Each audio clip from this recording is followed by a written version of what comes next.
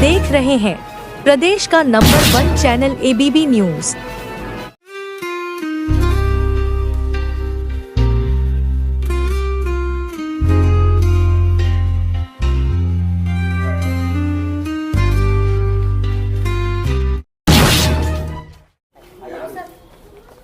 अब ऐसा आप यहाँ ये पूरा जब भी होगा फ्रेम जब आप ये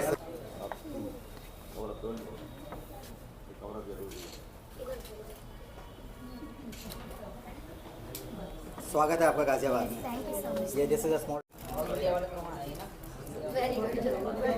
राष्ट्रीय व्यापार मंडल की तरफ से तो तुम्हारा इकलौता प्रतिनिधि मैं यहीं बैठा हूँ ना, उसके तो मानोगे ना भैया।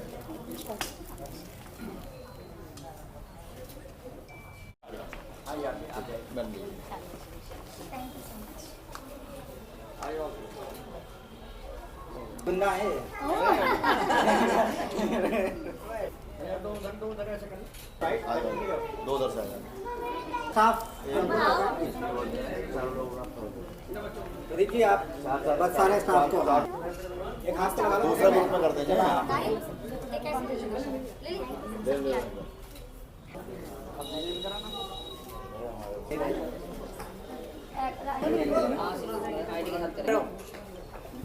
जो अकेले में आता बिना बुक के और अपने जो भी भाई लोग पिक्चर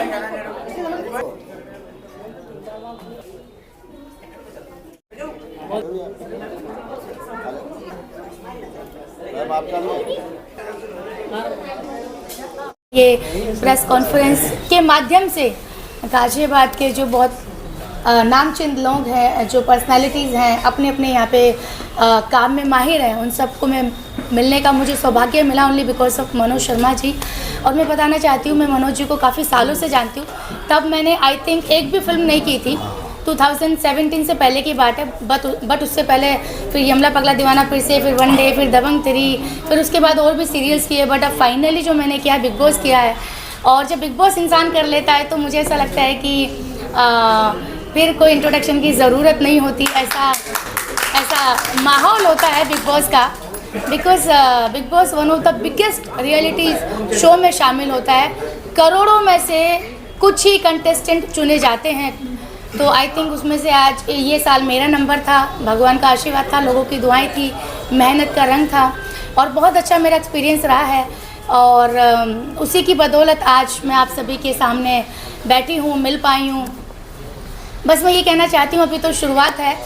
मैं मुरादनगर से, गाजियाबाद से बिलोंग करती हूँ और मैं चाहती हूँ कि मैं गाजियाबाद का, मुरादनगर का नाम ऐसे ही रोशन करूँ। ये आने वाले साल में 2025 में मेरी 3 से 4 सीरीज़ आने वाली हैं। और बहुत प्राउड की बात थी मेरे लिए जब मैंने बिग बॉस के सेट पे जाके बोला कि मैं आप सबकी हेमा फ्रॉम मुरादनगर।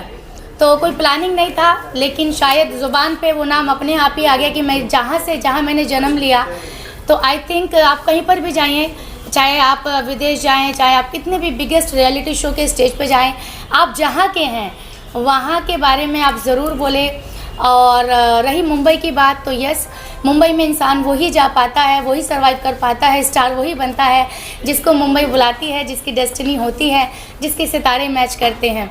तो मैं यूँ कह सकती हूँ कि मैं मुरादनगर की हेमा शर्मा को मुंबई में जो है किस्मत से बुलाया गया है, मुंबई ने बुलाया और मुंबई ने मुझे बहुत प्यार दिया है, मुंबई ने मुझे हेमा शर्मा बनाया। और अभी तो मैं बहुत कुछ करना चाहती हूँ और मैं इतना काबिल होना चाहती हूँ कि नाम के साथ साथ मैं लोगों के लिए कुछ फाइनेंशियली भी कर सकूँ, है ना। अपने जो छोटा कस्बा है मेरा मुरादनगर, गाजियाबाद डिस्ट्रिक्ट, ज़िले जो गाजियाबाद है, उनके लोगों के लिए भी कुछ कर सकूँ। तो आई थिंक तब मैं समझूंगी कि हाँ, अब मैं कामयाब हो गई हूँ। तो मैं मेहनत करती रहूँगी और मैं चाहती हूँ कि आप लोगों को, जब भी आप लोग मुझे देखें, स्क्रीन पे देखें, आप लोग हमेशा प्राउड फील करें और डिग्निटी के साथ इंडिया को कल्चर रिप्रेजेंट करने के साथ साथ मैं सभ्यता में, मर्यादा में रह के काम करना हमेशा पसंद करती हूँ, करती आई हूँ। और सलमान जी के साथ ही मेरा सेकंड प्रोजेक्ट था, तो मेरी पूरी कोशिश है, मेहनत है कि आने वाला प्रोजेक्ट भी जो होगा वापस से सलमान जी के साथ ही होगा। और क्या बोलूँ मैं, आज आप लोगों का प्यार पाके, यहाँ पर सम्मान पाके बहुत अच्छा लगता है कि जहाँ आपने जन्म लिया कभी एक दिन आपका वहीं पर ही स्वागत किया जाता है, प्यार मिलता है, आपका नाम सम्मान के साथ लिया जाता है। इससे बड़ी बात और कुछ नहीं हो सकती। ऐसा ही है माँ, ये बिल्कुल सच है। जो आप खाने का ड्रामा देखते हैं, कलेश देखते हैं, झगड़ा देखते हैं, वो बिल्कुल सच है। जितनी गाली आप सुनते हैं एक्चुअली वो गाली उतनी दी जाती है, कोई सीन एडिट नहीं किया जाता है। भूख अगर राशन के ऊपर जो आपने देखी वो सच है। 5 दिन सिर्फ बिना दूध के चाय पीना, काली चाय पीना, पानी और चाय की पत्ती और सिर्फ शुगर। उसके बाद 1 किलो चावल में, 1 किलो दाल में, 1 किलो आटे में 18 लोग खाना खाते हैं। अब जितना भी जिसको मिला तो आधा पेट इंसान वहाँ भूखा ही रहता है। और दूसरी बात यह है कि जो भी चीज़ आप देखते हैं अच्छी बुरी, वो सब रियल होता है। हाँ, ये हो सकता है कि मनोज जी को अगर बिग बॉस कुछ कहना चाहता है तो उसके लिए अलग से रूम बना होता है, वो बुलाएंगे उनको। लेकिन मनोज जी को क्या कहा गया वो सिर्फ मनोज जी को पता है या फिर बिग बॉस को पता है, उसके अलावा किसी इंसान को नहीं पता होता है। अब अंदर ही अंदर इंसान जल भी रहा होता है, डर भी होता है कि मनोज जी को अंदर क्यों बुलाया, ऐसी क्या बात कही गई, ऐसा तो नहीं, कोई सीक्रेट तो नहीं बता दिया, ऐसा तो नहीं कि उसको मनोज जी को आगे कर रहे हैं। तो इंसान झगड़ा रात को करके सोता है, 2 घंटे पहले झगड़ा होता है, लेकिन शक्ल उसी इंसान की देखनी होती है। ये बिग बॉस का घर है। अदरवाइज हम नॉर्मल लाइफ में ब्लॉक कर देते हैं, रिश्तेदार से रिश्ता तोड़ देते हैं, लेकिन जिस इंसान के साथ झगड़ा हो रहा है आखिर में खाना उसी के साथ बैठ के खाना है। तो ये बिग बॉस का घर है। लेकिन मैडम अनूप जलोटा जी ने तो ये उल्टा ही बताया था। क्या बताया था? उन्होंने तो ये कहा था, वो एक एपिसोड उनका था जब वो आए थे तो वो उनका कोई चक्कर चलता था, वो लेडीज थी, वो हीरोइन थी, हाँ लड़की थी, हाँ। लेकिन उन्होंने बाद में बताया कि वो मेरा तो बेटी और बाप का रिश्ता है, इससे जो है वो तो कराया जाता है। नहीं, एक बात बताइए, जब वो अंदर चले गए थे उससे पहले ये न्यूज़ आ गई थी कि कपल्स वाला था वो सीजन, कि कपल में जाएंगे। तो एक बात बताइए, वो बाहर आने के बाद क्लैरिटी दे रहे हैं ना, अंदर जाने से पहले तो क्लैरिटी नहीं दी ना। अंदर जाने से पहले तो चले गए थे ना उनके साथ, तो बाहर आने के बाद मैं कुछ भी बोल सकती हूँ। लेकिन मैं ऐसा क्यों बोलूँ?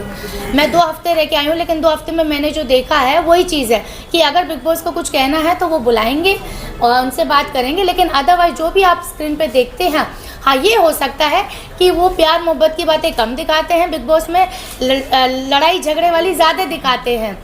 और जो 24 आवर्स लाइव होता है वो पूरा का पूरा वैसे दिखाते हैं।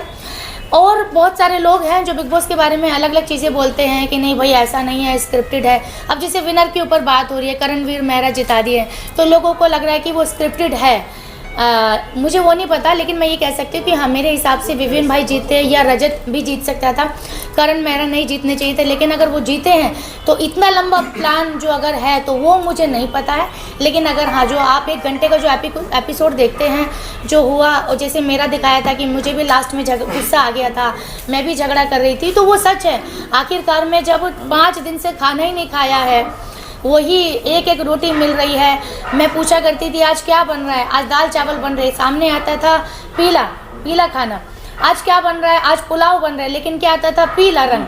आज क्या बन रहा है, आज खिचड़ी बन रही है, तो ना टमाटर उसमें डलेगा, ना मिर्च डलेगी, ना प्याज डलेगी, सिर्फ थोड़ा तेल है और नमक है और मिर्च है और हल्दी है, दैट्स इट। तो वहाँ पे अच्छे खासे इंसान के जो नखरे होते हैं वो सुधर जाते हैं। तो ये सच है कि भाई जब भूखा पेट होगा इंसान कितना अच्छा बनेगा। तो फिर तुम्हें मनोज, किसी भी रियलिटी शो के कुछ डार्क फैक्ट्स होते हैं, जब टीआरपी नहीं आती तो क्या बैकएंड टीम ने आपको अप्रोच करा कि आपको उस तरह का ड्रामा करना है? क्योंकि जैसे आप बता रहे हो कि 24 घंटे लाइव चलता है, ओटीटी पे लाइव आता है, नेशनल टीवी पे कट आता है, कितनी सच्चाई है इसके अंदर?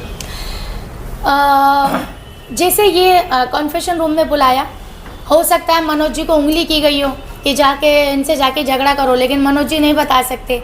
तो आपने वो देखा है कि मनोज जी को बुलाया गया था, लेकिन आते ही अगर मनोज जी झगड़ा करने लगे हैं तो समझ लीजिए बिग बॉस ने उंगली कर दी है और मनोज जी बता भी नहीं सकते। ऐसा मेरे साथ हुआ है। चाहत गई थी कन्फेशन रूम में, उससे पहले नॉर्मल थी, बट जैसे वो कन्फेशन रूम में आई तो उसने वो चूल्हे वाला झगड़ा किया। तभी मैंने सोचा कि चाहत अभी तो नॉर्मल थी, अभी झगड़ा कर रही है तो गई ना गई, इसको या तो बोला गया है। ओके, तो ये हो सकता है प्लानिंग की चाहत तुम जाके ऐसा ऐसा करो, तुम्हारा अधिकार है, तुम जाके करो। तो आई थिंक इसको आप स्क्रिप्टेड बोल सकते हैं कि झगड़ा कर नहीं रही थी लेकिन करवा दिया गया। तो ये चीज़ें हो सकती है, 100% रियलिटी नहीं है, कहीं ना कहीं स्क्रिप्टेड चीज हो जाती है। हाँ थोड़ा बहुत तो सी, अब जैसे टास्क है, टास्क है। अभी हमें पता है ना कि हमें बोल दिया कि अब यहाँ से आप पीछे नहीं देखेंगे, सामान रखा जा रहा है, लेकिन ऑडियंस को दिखाया जाता है कि बिग बॉस की आवाज़ आई और तुरंत टास्क दिखा देते हैं। तो उसके बीच में जो होता है वो सीन तो एडिट कर दिया ना, तो फिर रियलिटी भी कहाँ से रहेगी पूरी तरीके से। तो वही चीज़ है कि पब्लिक को एक बना बनाया शो दिखाया जाता है, लेकिन उस शो के अंदर भी बहुत सारी चीज़ें ऐसी होती हैं जो बिग बॉस नहीं दिखा सकता। तो इसी तरीके से ये एडिटेड वाला शो भी है। और वही बात है कि जनता को क्या चाहिए। अब जनता इंटरेस्टेड नहीं है प्यार मोहब्बत की बात देखने के लिए, जनता भी तो इंटरेस्टेड है ना कि मनोज जी इसको झगड़ा कर रहे हैं, ये इसको झगड़ा कर रहे हैं। तो जनता जिसमें इंटरेस्टेड है, बिग बॉस भी वही दिखा रहा है। तो वही चीज़ है।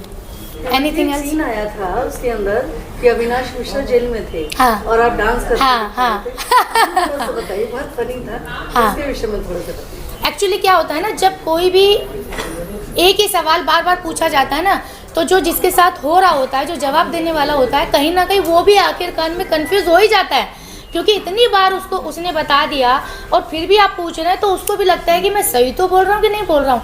तो यस, यहाँ पे शायद मेरे ऊपर सवाल उठे कि हेमा ने झूठ बोल दिया, लेकिन जिसको बात ये जाके मैंने बताई थी, उस आदमी ने बीच में उंगली कर दी और उस आदमी ने बात घुमा फिरा के कि तुझे दूध कैसे मिला। तो मैंने बोला मैंने जाके डांस किया।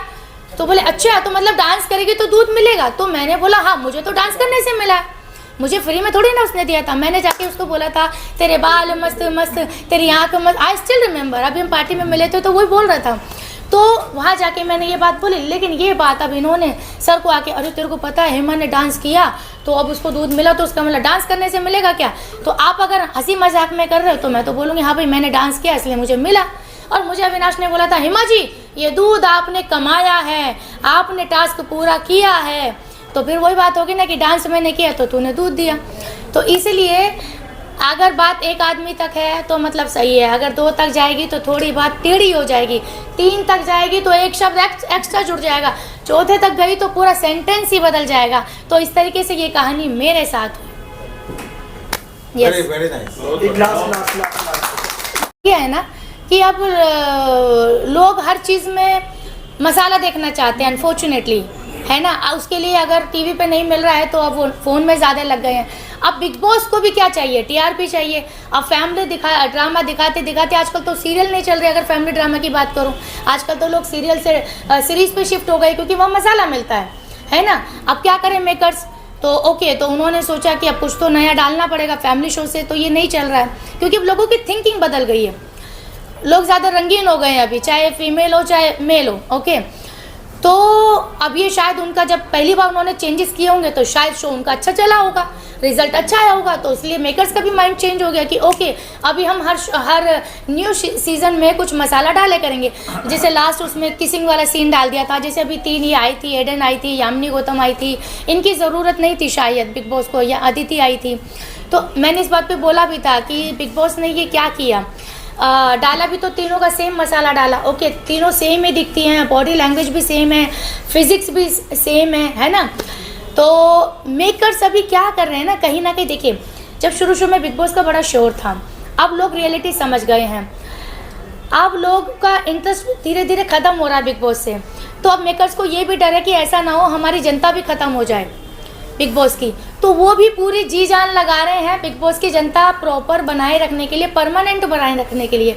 अब घोर कलयुग चल रहा है, तो उनको भी जो समझ में आता है ठीक है चलो ये डाल के देखते हैं क्या इसका रिस्पॉन्स आता है, क्योंकि मेकर्स भी तो आफ्टर ऑल इंसान ही है ना, टीम ही है ना, उनको भी नहीं पता कि ये हमारा फैसला गलत हो सकता है। बट आई थिंक शायद हो सकता है आने वाले सीज़न में ये चीज़ें बदली भी नज़र आएंगी, क्योंकि पब्लिक ऑब्जेक्शन उठा रही है, मीडिया उठा रही है कि ये फैमिली शो नहीं रहा है। तो हो सकता है कि टीम मेकर्स भी ये डिसीज़न चेंज कर दे कि ओके अब आगे से हम इसको थोड़ा सा फैमिली वाली चीज़ें हम कंटिन्यू करेंगे, क्योंकि हर इंसान जो होता है ना वो एक्सपेरिमेंट ही करता है, डायरेक्टर भी एक्सपेरिमेंट ही करता है with the new director, with the new star cast, है ना। तो आई थिंक ये टीम मेकर्स भी एक्सपेरिमेंट ही कर रहे हैं। जब एक्सपेरिमेंट ज़्यादा ब्लास्ट हो जाएगा या लो हो जाएगा तो I think they will also वापस से फैमिली ड्रामा लेके आएंगे। बट मेरा ऐसा मानना है आई थिंक नहीं होना चाहिए, क्योंकि बिग बॉस की बहुत काफ़ी अच्छी फ़ैन फॉलोइंग है और इसके थ्रू कहीं ना कहीं पॉजिटिव मैसेज भी जाना चाहिए। लड़ाई झगड़े नहीं होने चाहिए, लड़ाई झगड़े के माध्यम से भी इंसान को जो सच है वही जीतना चाहिए। तो ये मेरी रिक्वेस्ट है आई थिंक मेरे बिग बॉस की टीम से कि ऐसी चीज़ें ना करें तो बेटर है, क्योंकि बिगेस्ट रियलिटी शो में नाम शामिल है तो इसका नाम ख़राब नहीं होना चाहिए। अच्छा, बिग बॉस के अलावा रियल लाइफ और रियल लाइफ में क्या फ़र्क जी, रियल लाइफ और रियल लाइफ में क्या फ़र्क महसूस किया?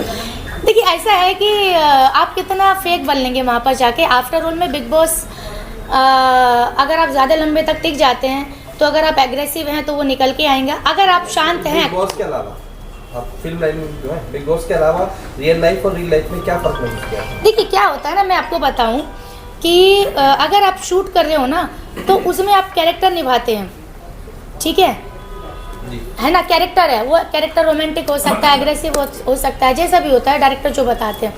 लेकिन बिग बॉस में तो आप देखिए रियल दिख जाएगा, आपका फेस भी दिख जाएगा, स्किन क्वालिटी भी दिख जाएगी, आपका कैरेक्टर भी दिख जाएगा। अगर लड़की पास में बैठी है ना, और आप डेली वहीं बैठते हैं तो कभी तो आपका दिल मचलेगा ना, मचलेगा कि नहीं? तो वहीं पे समझ में आ जाएगा कि ओके ये बाहर तो बड़ा साधु बनता है, बड़ा समाज सेवा बनता है, लेकिन अब देखो फाइनली आ गया इसका, ठीक है। क्योंकि 180 कैमरे लगे हैं, आप कितना अपने आप को छुपाएंगे। और अगर आप कान में भी बोलेंगे ना फुसफुसा के तो कैमरा उतना ही आपके पास आएगा कि बच्चू